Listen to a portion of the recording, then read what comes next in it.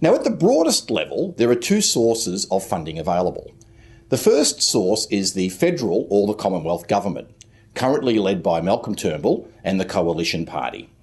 Their emphasis is innovation. The second broad source is at the state government level. Now, as we know, every state and territory has slightly different policy priorities and slightly different approaches to how they go about upskilling members of their population. But let's start looking first of all at the Commonwealth government sources and the types of areas that organisations can tap into government financial support to upskill their employees. The very first area is the traditional area of helping particular types of new employees gain the skills that they need to be an effective member of your organisation. These are known as traineeships and apprenticeships, and there have been many changes in the rules and guidelines as to who is eligible for these sources of funding and the various administrative requirements to be able to access them. But the main thing for employer organisations to understand is if you have new employees, whether they be full-time or part-time employees, many are eligible to enter into a training contract, and as the employer organisation, you may be eligible for between $1,500 and $4,000 of financial support from the federal government to assist in the training of the new employees. Business owners and entrepreneurs.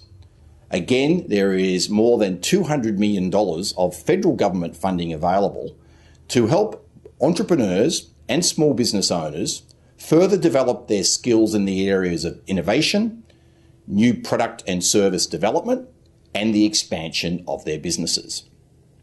Now let's have a look at sources of state government funding for upskilling and training your employees. Now, with respect to state and territory sources, each state and territory has its own policy priorities and their own particular programs.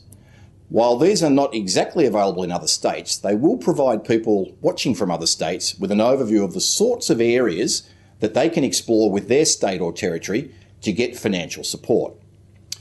The first source is around upskilling existing employees. Now, one example of a skill set here in Victoria that the government is interested in organisations upskilling is the area of marketing and sales and general business administration, particularly taking advantage of the new digital technologies and digital media that are available to help businesses innovate. More specifically, there's potentially up to $2,500 available for eligible employees to complete some training in these areas.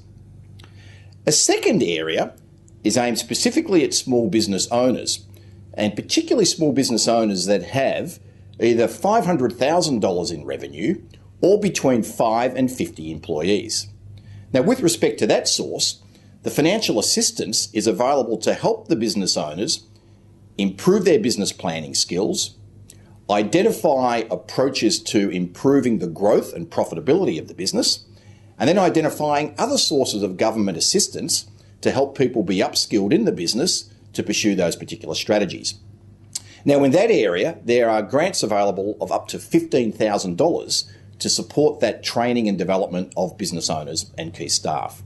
Simply fill in your details below to receive our free report that provides more details on how these sources of funding work and the key approaches required to be able to access them in your business.